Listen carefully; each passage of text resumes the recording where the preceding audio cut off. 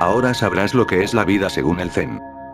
Para descubrirlo, tenemos que profundizar en uno de los dichos más extraordinarios y profundos del maestro Zen, Sosan.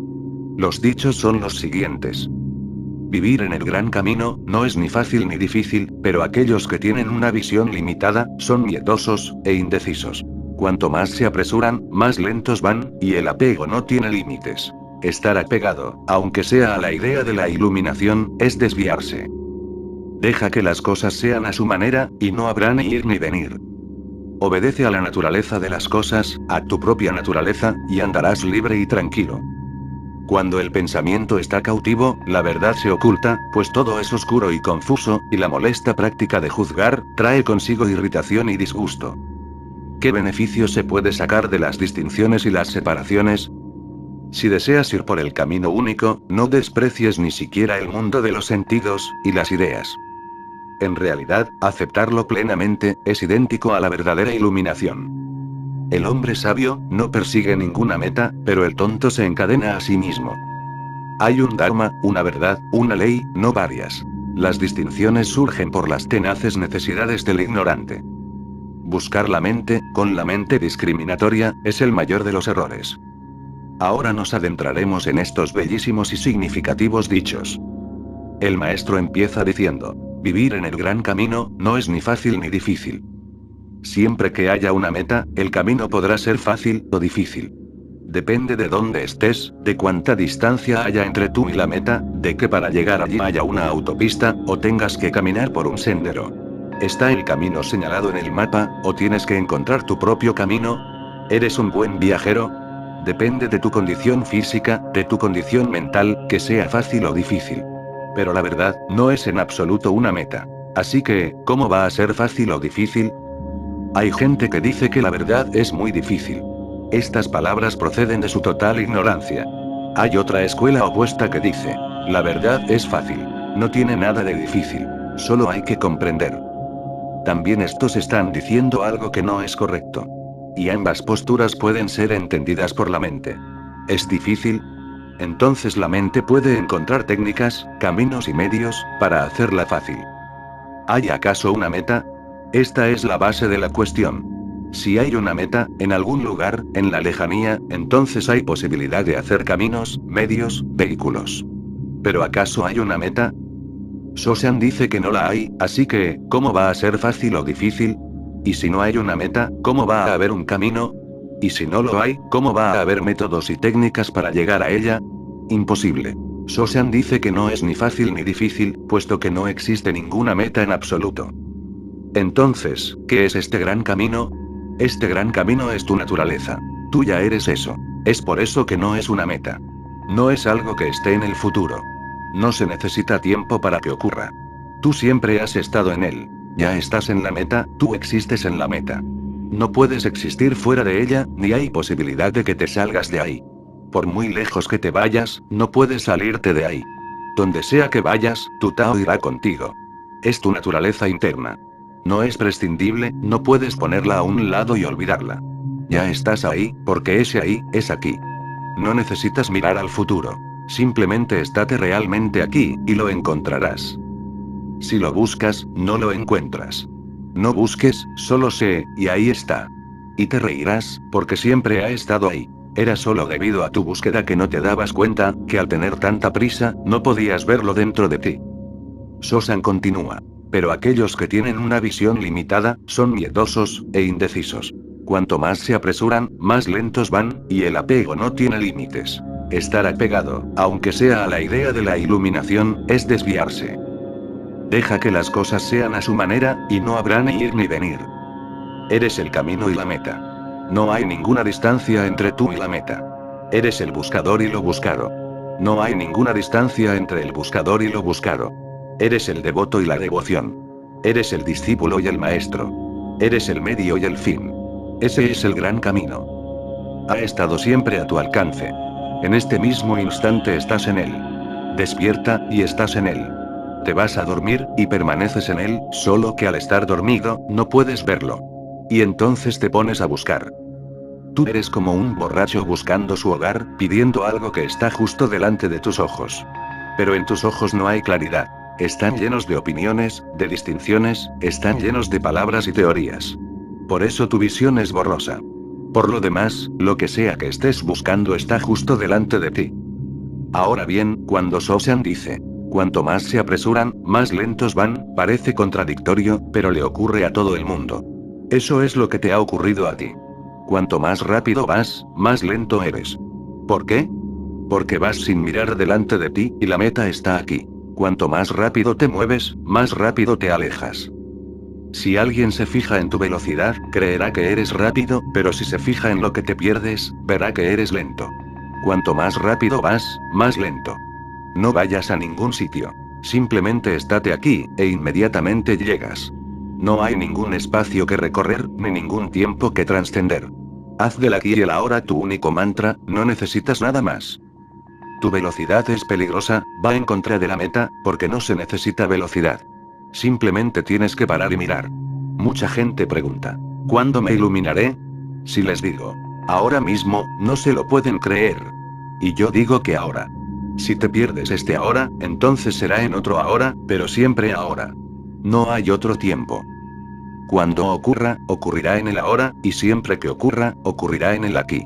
Aquí y ahora no son dos palabras, al igual que el espacio y el tiempo, no son dos palabras.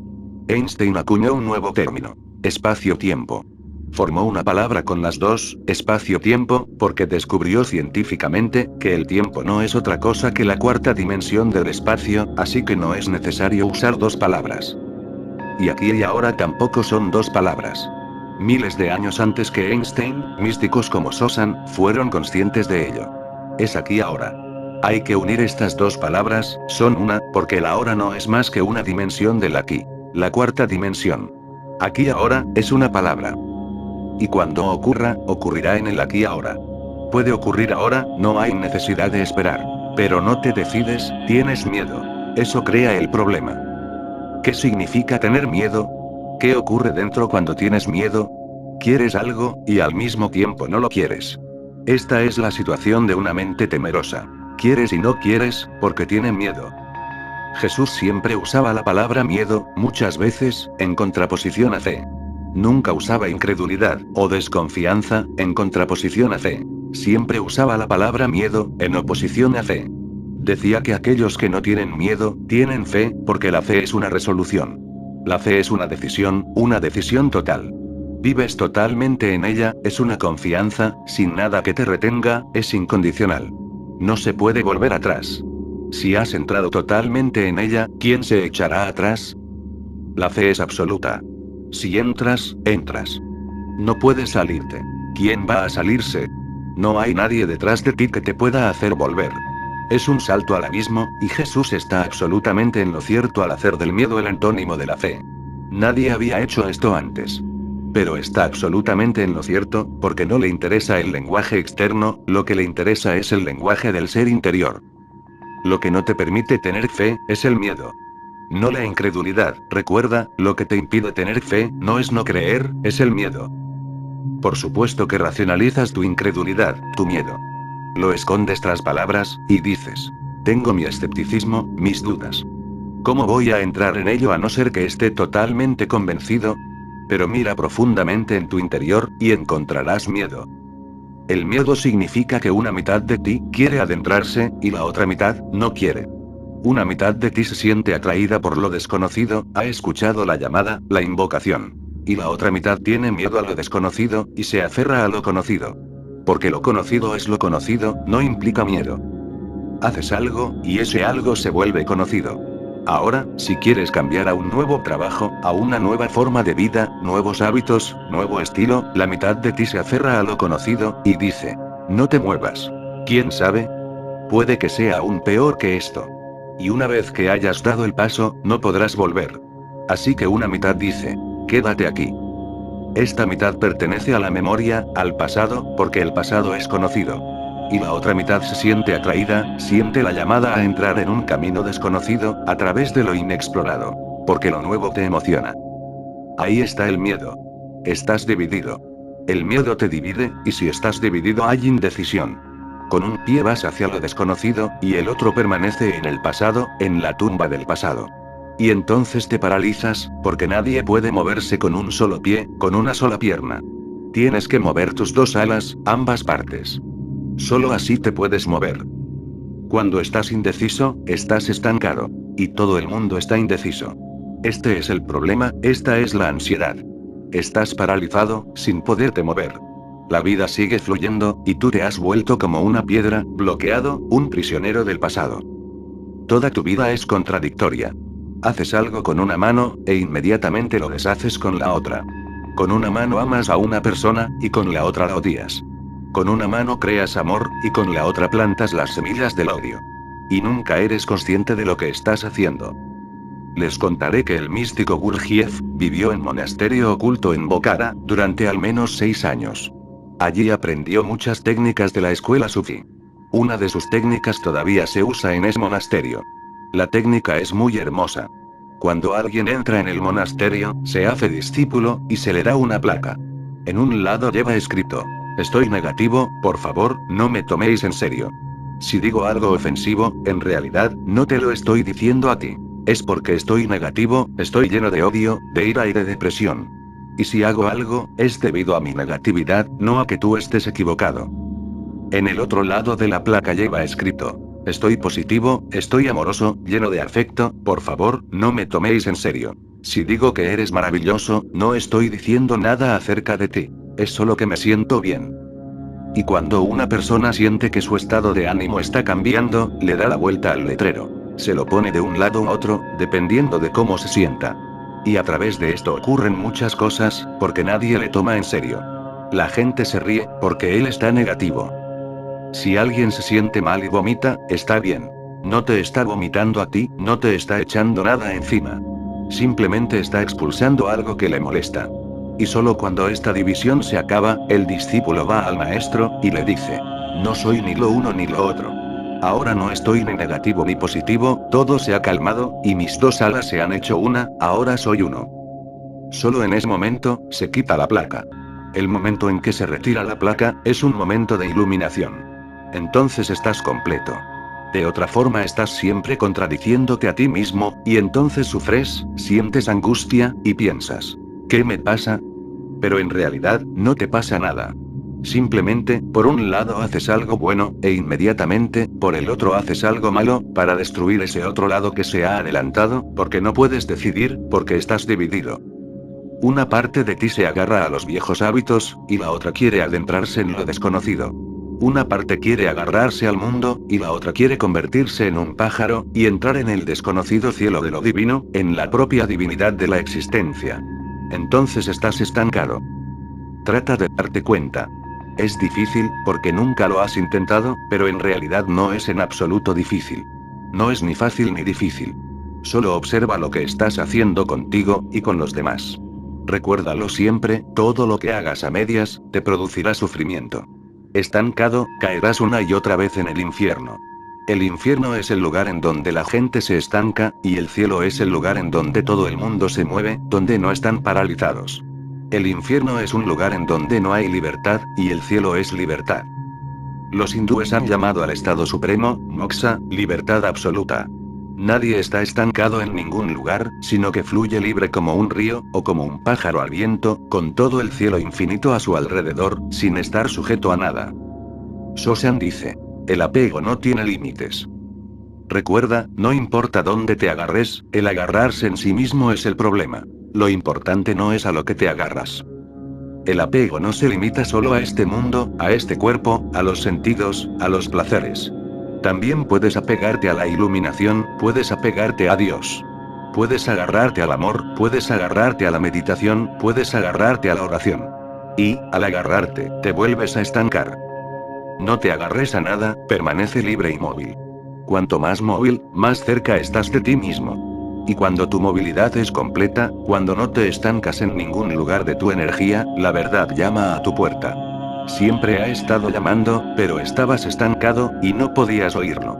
Está justo delante de ti cero. Sosan continúa. Estar apegado, aunque sea a la idea de la iluminación, es desviarse. Esto se convierte en un problema. Si te aferras demasiado a la idea de que tienes que iluminarte, esto mismo se convertirá en tu problema. La iluminación nunca se alcanza, simplemente ocurre. No es algo que se alcance. Y la mente que busca conseguirla, nunca la alcanza. Puede que estés tratando de conseguir poder en este mundo, y luego trates de conseguir poder en el otro. Primero quieres conseguir riqueza en este mundo, y después tratas de conseguir riqueza en el otro. Pero tú sigues siendo el mismo, y la mente, tu forma de funcionar, y todo el esquema siguen siendo lo mismo. Conseguir, alcanzar. Esa es la obsesión del ego. La mente que quiere conseguir, es el ego. Y el que lo consigue, es aquel que no está tratando de conseguirlo, es aquel que simplemente está feliz donde está, aquel que es feliz siendo lo que es. El que no tiene meta. El que no va a ningún lugar. El que se mueve, pero cuyo movimiento no es para alcanzar ninguna meta. Se mueve por su energía, no por algo en concreto. Su movimiento no es a causa de ningún motivo. Por supuesto que alcanza la meta. Eso es otra cuestión. Un río fluye desde los Himalayas, no va hacia el mar, no conoce el mar, no sabe dónde está, no le importa el mar.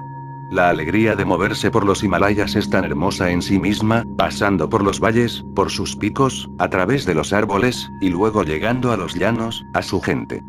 El propio movimiento es hermoso en sí mismo. Y el movimiento es hermoso a cada momento, porque es vida. El río ni siquiera es consciente de que haya una meta, de que haya un mar. Esa no es la cuestión. Y si el río se preocupa por esto, entonces estará en el mismo lío que tú. Entonces se parará en todos los sitios, y preguntará por dónde ir. ¿Cuál es el camino a seguir? Y tendrá miedo, porque no sabrá si dirigirse al norte, o al sur, o al este, o al oeste. ¿Hacia dónde ir? Y recuerda, el océano está en todos los sitios. No importa que te dirijas al norte, o al este, o al oeste. El océano está en todos los sitios, por todas partes. Está siempre delante de ti. No importa de dónde vayas.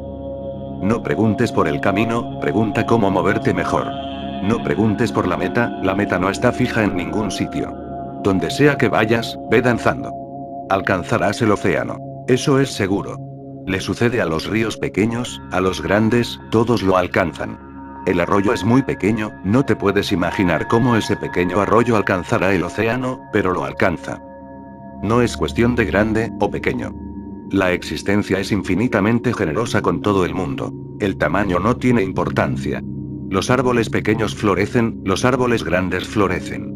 La cuestión es florecer. Y cuando un árbol pequeño florece, no es menos feliz que cuando lo hace uno grande. La felicidad es exactamente la misma.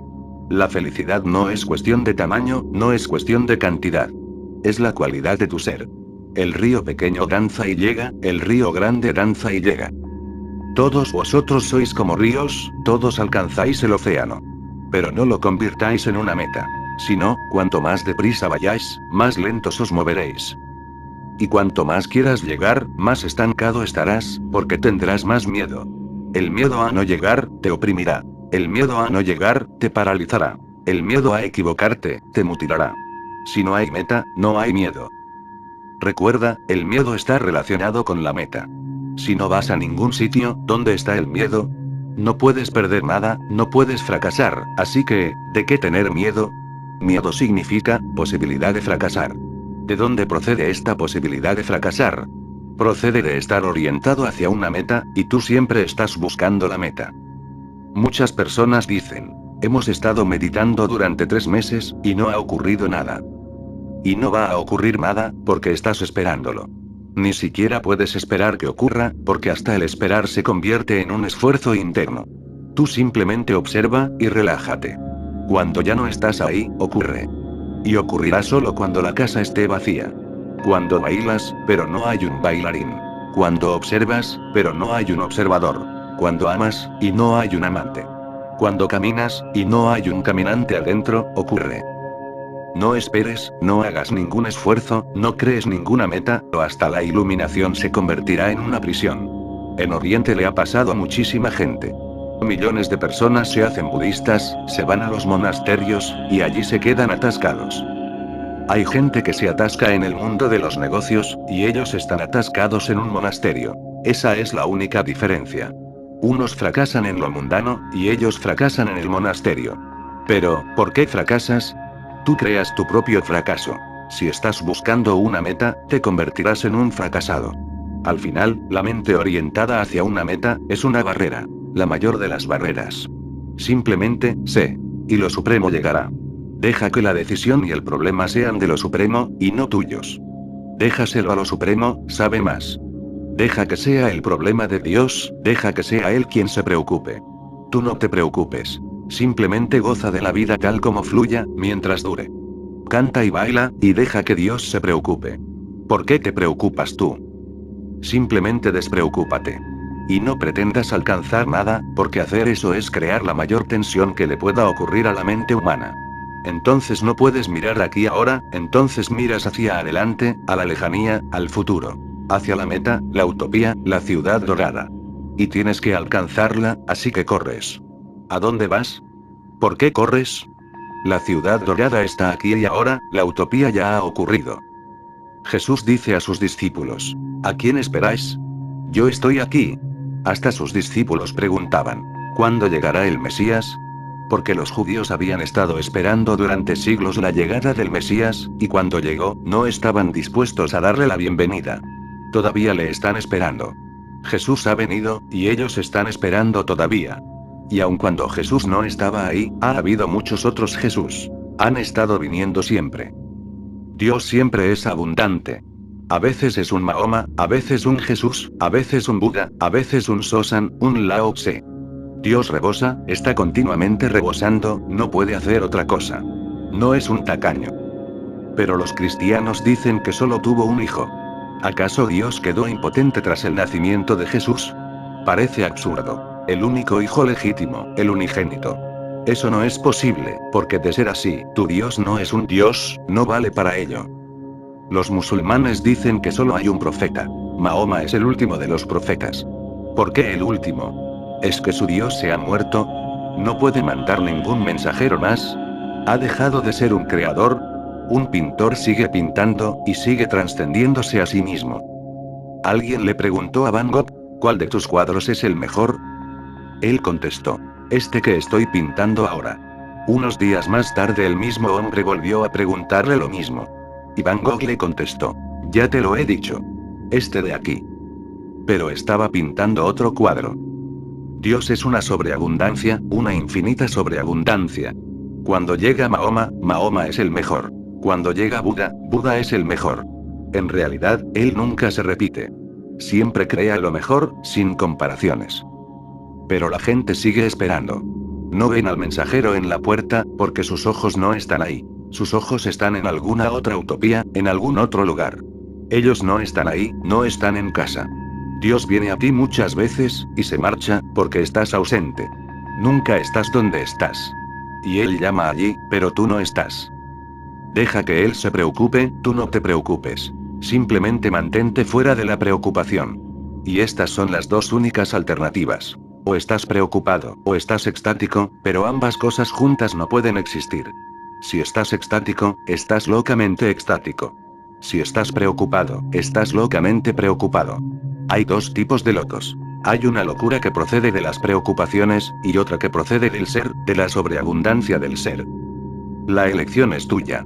O ser un loco preocupado en el diván de algún psiquiatra, o puedes volverte un loco de Dios, como San Francisco, o Sosan.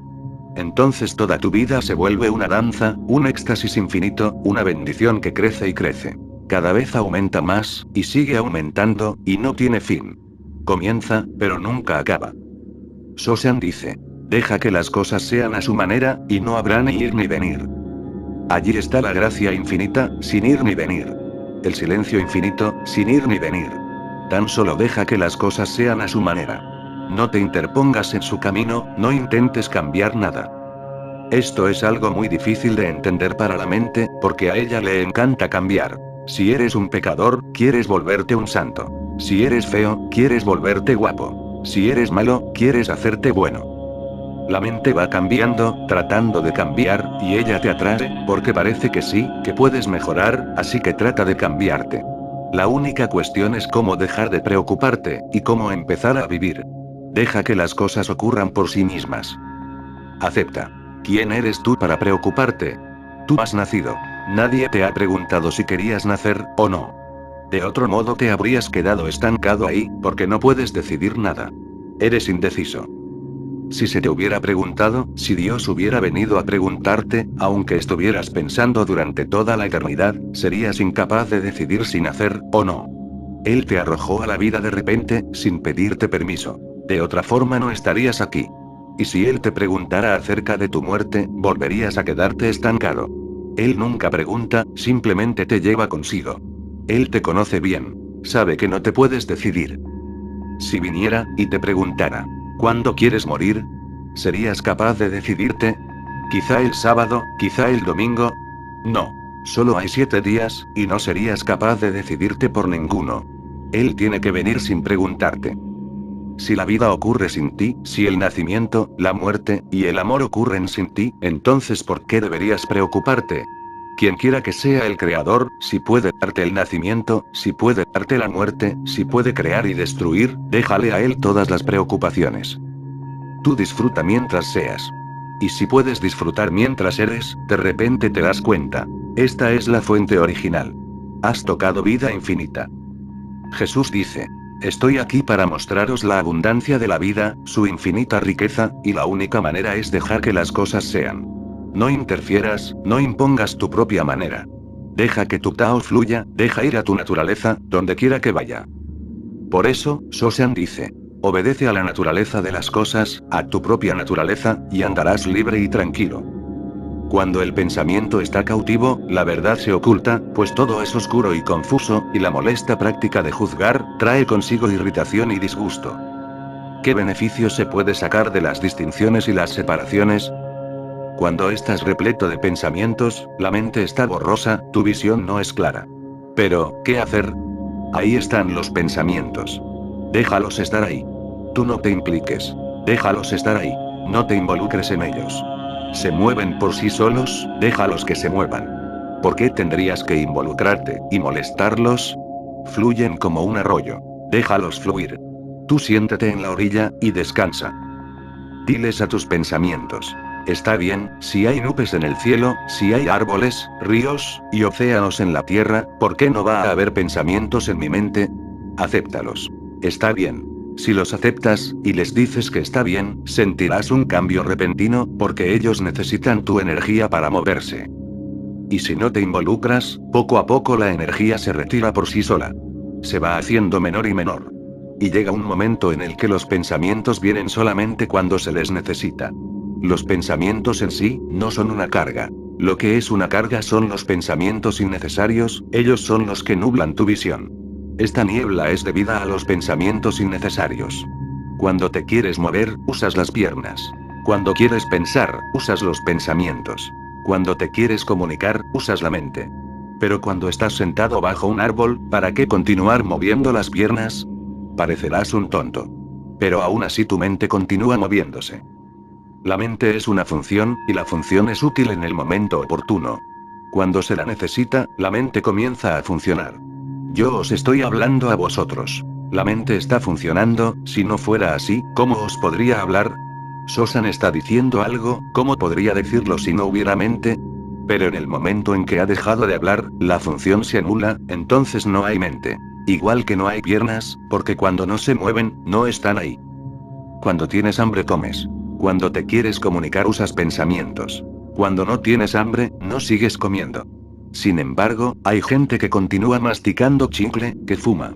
Pero masticar y fumar, son solo sustitutos de la comida. A ellos les gustaría estar comiendo constantemente, pero eso es imposible, porque el cuerpo no lo toleraría, así que tienen que hacer algo con la boca. Y por eso mastican chicle, fuman, o hacen algo. Por ejemplo, en el pasado a las mujeres no se les permitía hacer todas esas estupideces que a los hombres les están permitidas. No se les permitía fumar, no se les permitía masticar chicle, o cosas por el estilo. No estaban bien vistas. Así que, ¿qué hicieron? Empezaron a hablar. Es por eso que las mujeres hablan más, porque necesitan un sustituto. La boca tiene que estar siempre ocupada. Y ellas empezaron a hablar. No se puede encontrar dos mujeres sentadas que no estén hablando. Ves a la gente sentada en el teatro. Están constantemente moviendo las piernas. Tendrían que salir y moverse. No pueden sentarse en silencio. Y eso es lo que le ocurre a tu mente. La mente es buena en sí misma. Todo es bueno en sí mismo, en su lugar. Cuando la mente sea necesaria, úsala. Cuando no sea necesaria, ponla a un lado. Tú sigues siendo el maestro, y todo lo demás es una función.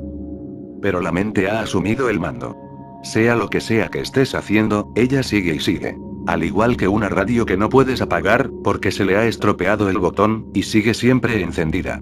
Estás durmiendo, y la radio continúa. Estás descansando, comiendo, haciendo el amor, y la radio continúa. Y tienes que aguantarla constantemente.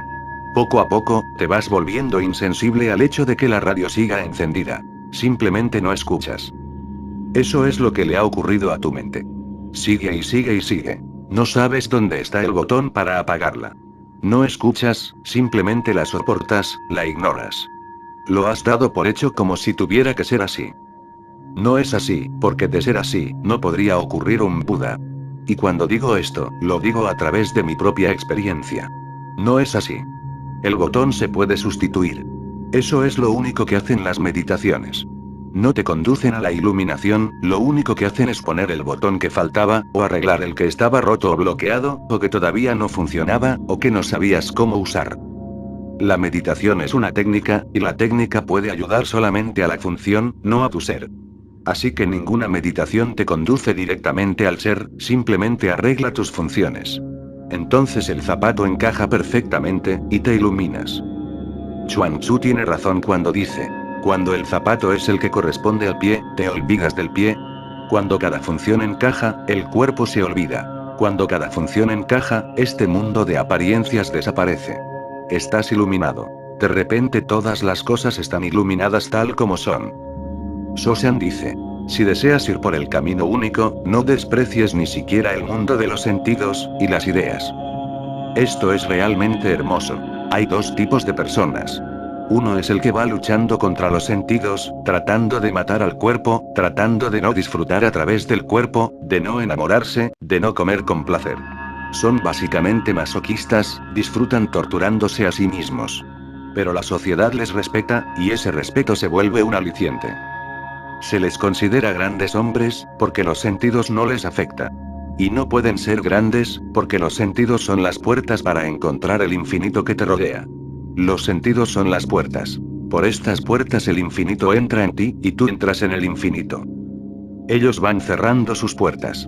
Entonces sus casas, sus cuerpos, se convierten en prisiones, y sufren. Y cuanto más sufren, más se les respeta, y se les venera.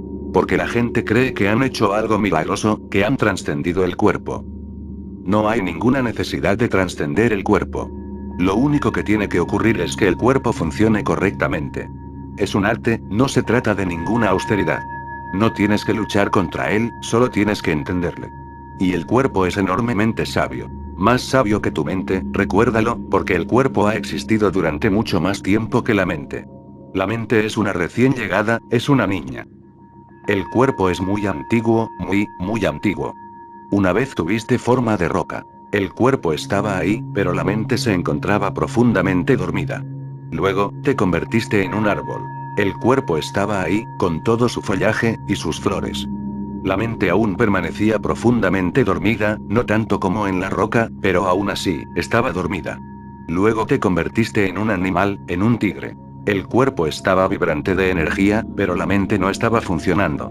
Luego te convertiste en un pájaro. Luego en un hombre.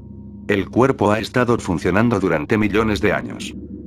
El cuerpo ha acumulado mucha sabiduría, es muy sabio. Así que, si comes demasiado, el cuerpo te dice, para. La mente no es tan sabia. La mente dice, tiene un sabor exquisito. Come un poco más. Si escuchas a la mente, entonces ella se vuelve destructiva para el cuerpo, de una u otra forma. Si escuchas a la mente, primero dirá, sigue comiendo, porque la mente es tonta, es una niña. No sabe lo que está diciendo. Es una recién llegada, todavía no ha aprendido. Todavía no es sabia, es inexperta. Escucha al cuerpo. Cuando el cuerpo diga, tengo hambre, come. Cuando el cuerpo diga, para, hazlo. Escuchar a la mente es como si un niño estuviera guiando a un anciano. Ambos se van a caer en una zanja. Si escuchas a la mente, al principio estarás demasiado en los sentidos, y después te hartarás.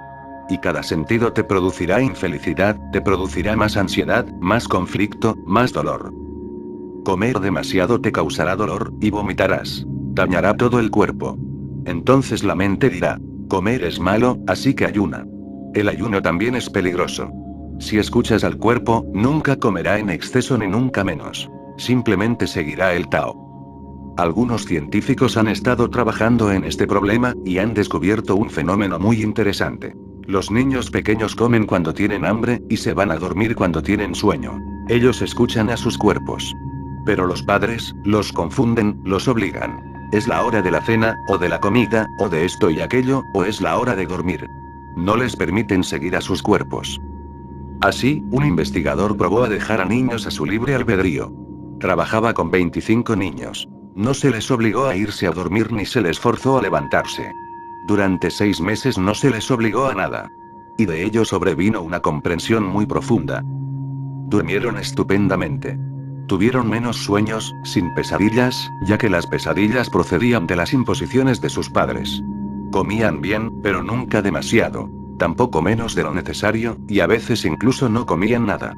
Cuando el cuerpo no lo sentía, no comían, y nunca se enfermaron debido a la alimentación. Se llegó a entender algo que nadie hubiera sospechado, algo milagroso. Solo Sosan, Lao Tse, o Jesús, pueden entenderle, pues son maestros del Tao. Fue todo un descubrimiento. Se llegó a entender que si un niño enfermaba, entonces no comía ciertos alimentos. Y los científicos trataron de entender por qué no comían esos alimentos. Los analizaron y descubrieron que, para esa enfermedad en particular, esos alimentos eran nocivos. ¿Cómo podría haberlo sabido el niño? El cuerpo sabe. Y cuando el niño estaba creciendo, comía más de aquello que era necesario para su crecimiento. Entonces lo analizaban, y descubrían que esos ingredientes eran de gran ayuda para el crecimiento. Y según iban creciendo tomaban otros alimentos, porque sus necesidades iban cambiando. Un día un niño comía algo, y al día siguiente ni siquiera lo probaba. Y los científicos se dieron cuenta de que el cuerpo tiene su propia sabiduría. Si permites que el cuerpo se exprese, vas por el camino correcto, el gran camino. Y esto no solo ocurre con la alimentación, sino que también ocurre con todas las cosas de la vida. Tu sexo se enferma por tu mente, tu estómago se enferma por tu mente. Interfieres con el cuerpo. No interfieras. Prueba, aunque solo sea durante 3 meses. No interfieras. Y te volverás muy sano, te invadirá el bienestar. Sentirás que todo va bien, el zapato encaja. Pero el problema es la mente. La mente tiene su propia función. Cómo relacionarte con otros, cómo moverte en este mundo en el que vive tanta gente, cómo conducir un coche, cómo seguir las normas del tráfico, cómo no crear un peligro para los demás, o para ti mismo, cómo mirar hacia adelante y hacer planes. La mente es como un radar. Mira hacia adelante. Hacia dónde moverse, cómo moverse. Pero la base sigue siendo el cuerpo. Las personas que están en contra del cuerpo y destruyen sus sentidos, tardarán más tiempo en descubrir su iluminación, que aquellas que escuchen a sus sentidos y sigan sus consejos. Si escuchas a tus sentidos te vuelves sencillo. Pero a nadie le interesa la vida. Todo el mundo está interesado en venerar algo que ya esté muerto. No esperes ningún respeto de la gente, o de lo contrario te perderás. Llega un momento en el que todo el mundo puede respetarte, pero tú no puedes respetarte a ti mismo, porque te has perdido del todo. Nada encaja, todo te sale mal. Escucha al cuerpo, porque estás aquí para disfrutar de este momento que te ha sido dado, este hermoso momento, esta maravilla que te ha ocurrido. El ser humano es un milagro en este pequeño planeta. El Sol es 60 veces mayor que esta Tierra, y este Sol es una estrella mediocre. Hay soles millones de veces más grandes que este, y hay millones de soles, y millones de universos. Y hasta ahora parece, que la vida y la consciencia es algo que solo ha sucedido en esta Tierra. Esta Tierra está bendita. No sabes hasta dónde has llegado. Si supieras hasta dónde has llegado, te sentirías agradecido, y no pedirías nada más. Podrías haber sido una roca, y no hubieras podido hacer nada al respecto. Eres un hombre, y estás sufriendo, preocupándote, y sin darte cuenta de nada. Disfruta este momento, porque nunca regresará. Esto es a lo que los hindúes se refieren cuando dicen que puedes volver a convertirte en una roca. Si no lo disfrutas, si no creces en él, caerás. Puedes volver a ser un animal de nuevo. Esto es lo que significa. Recuerda siempre que este clímax de consciencia es el punto más elevado. Si no te integras en él, y lo disfrutas, caerás. Gurdjieff solía decir que tú todavía no tienes un alma. La vida es una oportunidad para conseguirla, para convertirte en un alma. No sigas perdiendo el tiempo y la energía, porque si mueres sin haberlo resuelto, simplemente desaparecerás. ¿Y quién sabe si volverás a tener otra oportunidad? Nadie puede saberlo, no hay nadie que pueda aclarar esta cuestión. Lo máximo que se puede decir, es que este momento es la oportunidad. Si lo disfrutas, si te sientes en éxtasis y agradecido con él, se resolverá mejor. Recuerda, para estar agradecido no se necesita nada más. Lo que tienes ya es demasiado, ya es suficiente para sentirte agradecido. No le pidas más a la existencia. Simplemente goza de lo que te ha dado. Y cuanto más lo goces, más te será dado. Jesús dice, y esta es una cita muy paradójica: cuanto más tengas, más te será dado. Y si no tienes nada, hasta lo que tienes te será quitado. Esto parece algo muy anticomunista. Parece absurdo. ¿Qué clase de matemáticas son estas? Cuanto más tengas, más te será dado. Y si no tienes nada, hasta lo que tienes te será quitado. Parece dicho a favor de los ricos, y en contra de los pobres. Esto no tiene ninguna relación con la economía ordinaria. Es la economía suprema de la vida. Solamente aquellos que tienen obtendrán más, porque cuanto más disfrutan, más crecen. La vida crece en el gozo. El gozo es la enseñanza. Estate contento y agradecido con lo que sea que tengas. Lo que sea. Sé feliz con ello. Y entonces tendrás más apertura, y más cosas te llegarán. Te volverás capaz de recibir más bendiciones. El que no esté agradecido, perderá lo que tiene. Al que lo está, la existencia entera le ayuda a crecer más, porque se lo merece, y se da cuenta de lo que ha recibido. Sé más amoroso, y recibirás más amor. Sé más pacífico, y recibirás más paz. Da más y tendrás más para dar. Comparte, y tu ser aumentará. Pero tú nunca das, nunca amas, nunca compartes. De hecho, ni siquiera te das cuenta de que tienes algo. Estás simplemente esperando que algo ocurra en algún lugar. Ya ha ocurrido. Simplemente míralo. Tú llevas el tesoro. Y nunca das, porque no sabes qué te ha ocurrido a ti, y no sabes que dar se convertirá en tu crecimiento. Una vez, en una comunidad judía, ocurrió que un santo se estaba muriendo. Era un hombre pobre, pero muy, muy rico. Rico en su ser, rico en su éxtasis. Era un místico. Y toda la comunidad estaba preocupada por su muerte. Llamaron a todos los médicos del lugar, pero ya no podía hacerse nada, la muerte se acercaba a cada momento. Entonces se reunió toda la comunidad para hacer lo último que se podía hacer: rezar. Así que el rabino dijo: ahora ya solo queda una cosa por hacer, y Dios no nos ayudará a menos que la hagamos. Ofreceremos nuestras vidas. Así que donemos algunos días, o algunos años de nuestras vidas a este santo. Y todo el mundo se adelantó. La gente le amaba. Alguien dijo: yo ofrezco 5 años. Otro dijo: yo 1 año. Algún otro dijo: 1 mes. Y otro más dijo: 1 día. Incluso hubo un avaro que dijo: 1 minuto. Pero hasta eso, hasta 1 minuto de vida, no es poca cosa, no es algo insignificante. Cuando te estés muriendo, echarás de menos a este minuto. Entonces Benjamín, que también estaba allí, se acercó. Él no era judío, pero también amaba a ese místico. Y dijo: 20 años. Nadie podía creerse lo que había oído. Un judío que estaba sentado justo detrás de él, le tiró del pantalón, y le dijo: ¿qué estás haciendo? ¿Te has vuelto loco? 20 años es demasiado, y ni siquiera eres judío. Benjamín dijo: de la vida de mi mujer. Nadie está dispuesto a compartir nada. Y a no ser que compartas, no recibirás más, porque no serás digno de más. No lo merecerás. Exige, y lo perderás. Da y lo obtendrás. Esta vida, tal como es, ya es demasiado. Sé dichoso en ella, en sus pequeñas cosas. Hasta el alimento debería convertirse en un sacramento. Hasta darse la mano tendría que convertirse en una oración, debería ser una ofrenda. Hasta el estar con la gente debería convertirse en una profunda alegría. Porque lo que a ti te ha ocurrido, no ha ocurrido en ningún otro lugar. Y recuerda, no desprecies el mundo de los sentidos, no desprecies el mundo de las ideas, porque también ellos son hermosos en sí mismos. Si no te involucras en ella, ¿qué hay de malo en una idea? Es una hermosa flor. La mente es buena si está en su lugar. Hay una enseñanza de Gurdjieff, y por cierto muy relevante para el hombre moderno. Él dice que todos tus centros están mezclados. Su pureza se ha perdido, todo interfiere con todo. Y tiene razón. Cuando haces el amor, no necesitas la mente, pero ella sigue funcionando. En realidad haces el amor con la mente, no con el centro sexual. El sexo no es malo, el sexo es algo hermoso en sí mismo. Un florecimiento, un profundo compartir, un profundo encuentro entre dos personas. Pero la mente siempre está interfiriendo. Y entonces el centro sexual se tomará su propia revancha. Mientras estudias el Gita, el Corán o la Biblia, el sexo te vendrá a la mente, y te pondrás a pensar en él. Tiene que ser así, porque has perturbado el centro sexual, así que él se tomará la revancha. Observa los anuncios. Si quieres vender algo, primero tienes que hacerlo sexualmente atractivo. Da igual que vendas un automóvil, o un dentífrico. Tendrás que meter una mujer desnuda en el anuncio. Primero tendrás que encontrar una mujer desnuda.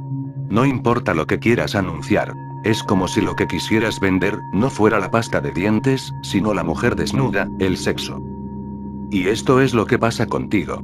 Todo está mal. Cuando haces el amor, entra la mente. Cuando meditas, entra el sexo. Cuando comes, entra la mente. Cuando te duermes, entra la comida. Todos los centros están mezclados en un caos. Deja que cada centro sea puro, deja que cada centro funcione por su propio derecho, a su propio tiempo.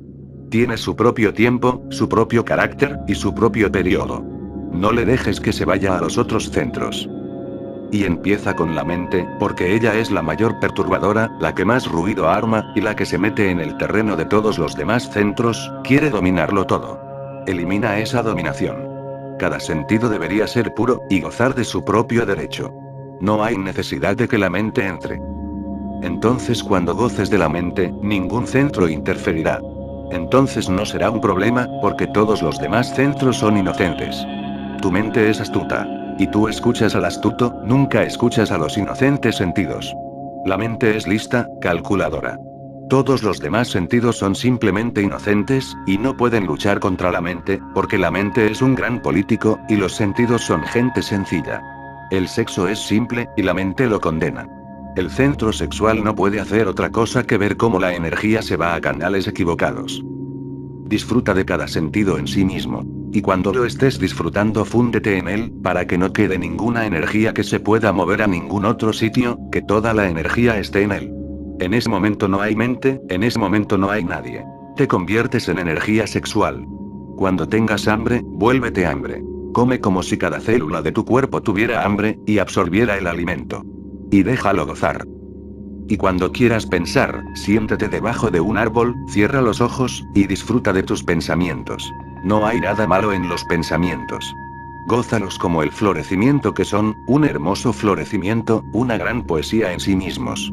Entonces llega una claridad, entonces tus aguas no están turbias, entonces el lodo se asienta, y puedes ver a través de las cosas. Sosan continúa. En realidad, aceptarlo plenamente, es idéntico a la verdadera iluminación. Si puedes aceptar plenamente lo que quiera que seas, eso es la iluminación. No pienses que cuando te ilumines verás luces, y tendrás visiones. Eso es completamente absurdo. Eso ocurre en el camino, pero es solo parte de la mente, no tiene nada que ver con lo supremo. Todas tus luces y experiencias proceden de la mente. La energía se mueve en el cuerpo. Hay sentidos sutiles que se ocultan en él. Cuando estos sentidos se activan, puedes sentir muchas cosas. No hay nada malo en ello, disfrútalo, pero no creas que eso es la iluminación.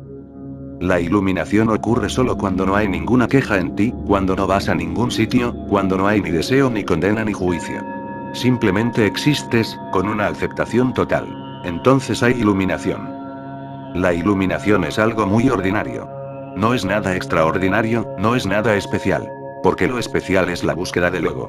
En realidad, es algo muy normal. No hay demanda, no hay nada que añorar ni nada a lo que agarrarse. Simplemente eres, y eres feliz.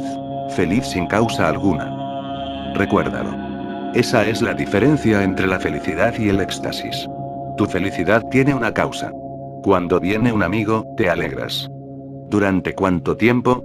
Durante un rato. Después te alegrarás de que se vaya.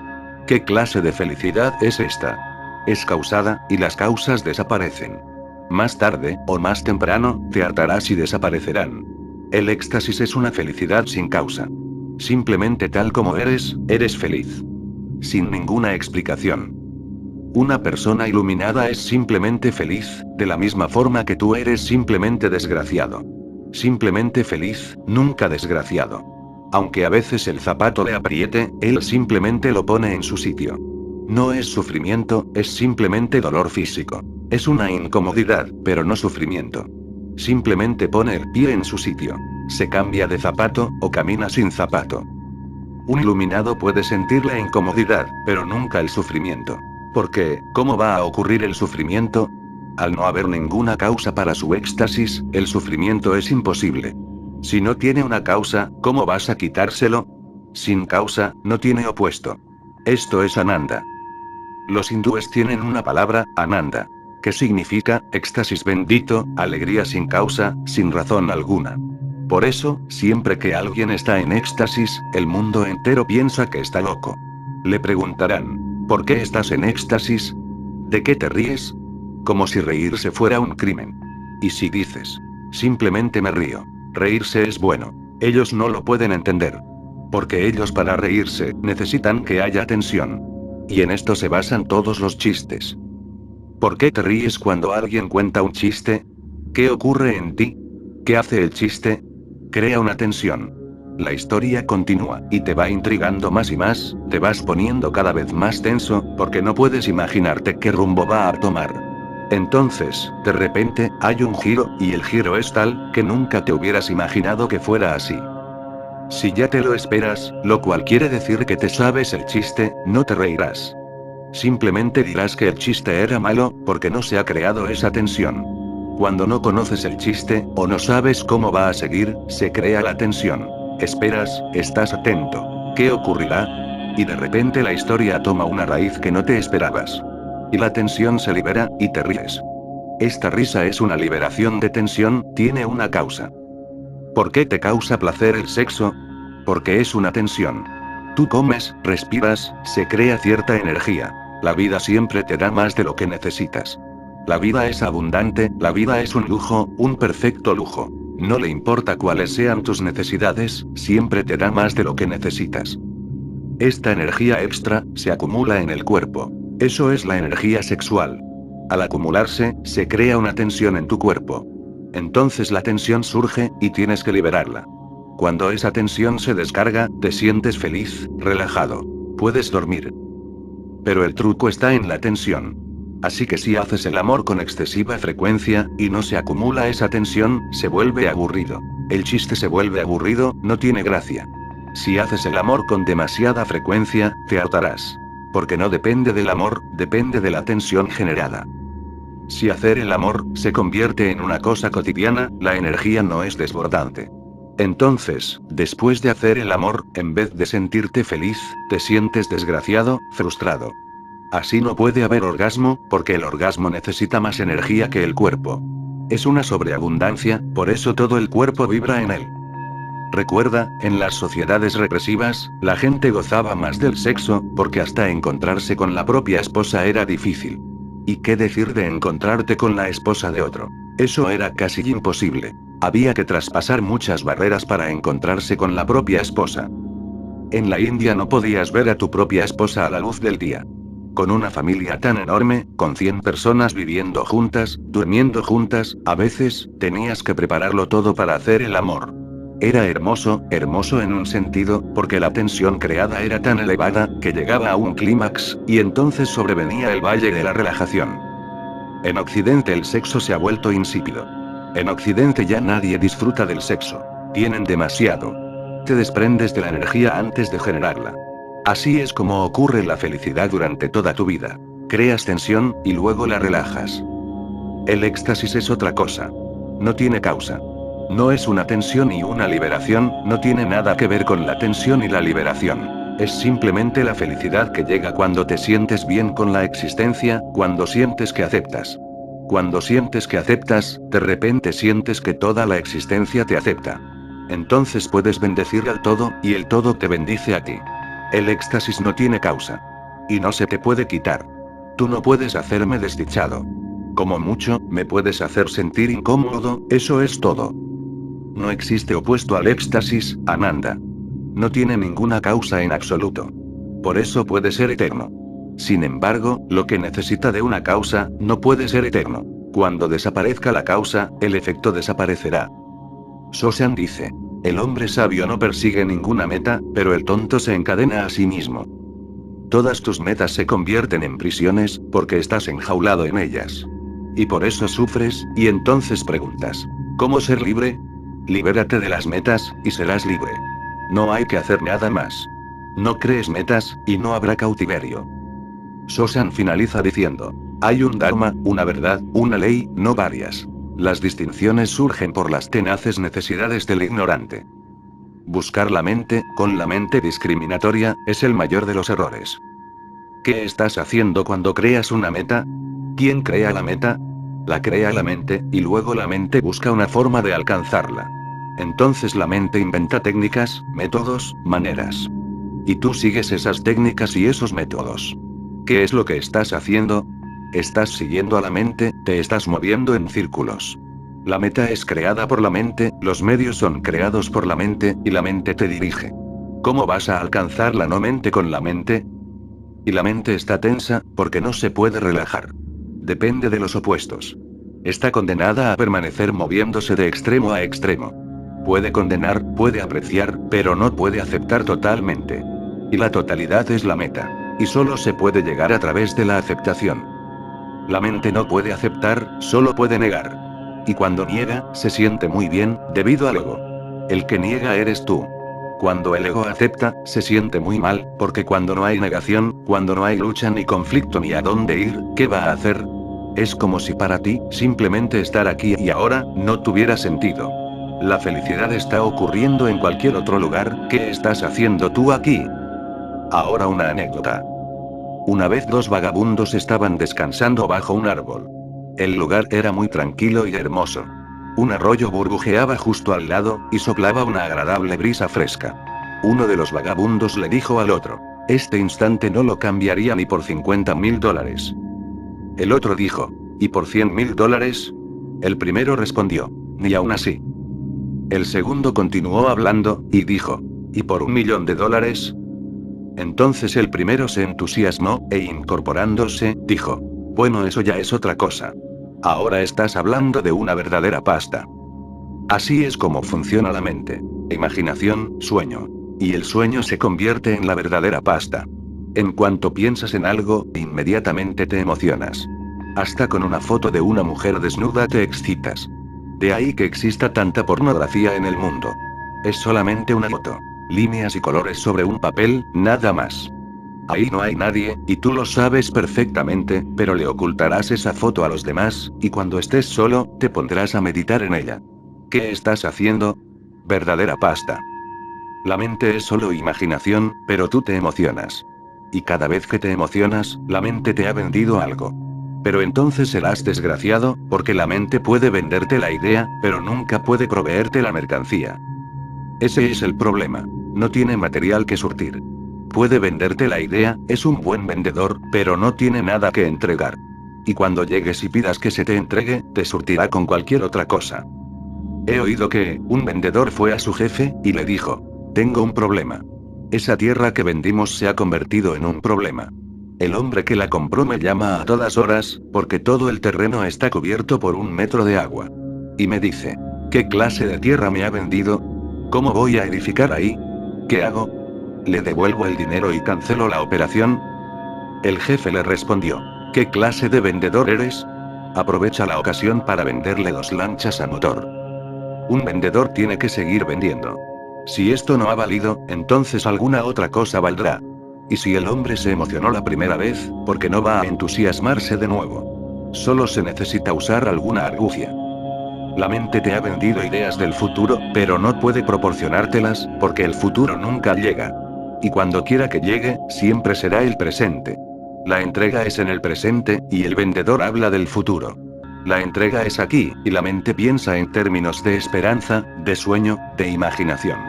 Acepta la realidad tal como tú eres, y tal como es el mundo.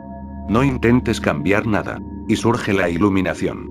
Y entonces todo cambia, porque ya no eres el mismo. Si tú cambias algo, nada cambiará. Todo se transforma, si aceptas. Todo se ilumina con una luz que nunca antes habías visto. De repente se escucha una música que nunca antes habías escuchado, se revela una belleza que estaba oculta. Se abre una puerta, la oscuridad desaparece, y un sol se levanta. Pero eso ocurre solamente cuando estás a gusto contigo mismo. Es algo que ocurre, no es el resultado de tus esfuerzos. Y no te sientas infeliz, porque si no es un resultado, entonces, ¿qué puedes hacer tú? Siéntete feliz, porque no depende de tu esfuerzo. Puedes lograrlo en este mismo instante. No hay necesidad de posponerlo. El entendimiento es aceptación. La aceptación es iluminación. Los budistas, y Sosan es budista, los seguidores de Buda, tienen una palabra en particular para aceptación. Ellos lo llaman, tatata. Quiere decir, sin queja, sin condena, sin deseo. Quiere decir que las cosas simplemente son como son. Así es el camino. Esencialidad. Y uno vive en la esencialidad. Ocurra lo que ocurra, uno está dispuesto a dejar que ocurra. Donde vaya la vida, uno va con ella. Lo que ocurra es bueno. No creas un conflicto, estás de su lado. No nadas, flotas. Y nunca nadas contracorriente. Simplemente flotas con la corriente, y poco a poco, no sabes quién es quién, ni qué es qué, quién es el río, y quién es el que se ha vuelto parte del río. Tú te conviertes en el río. Esto es la iluminación.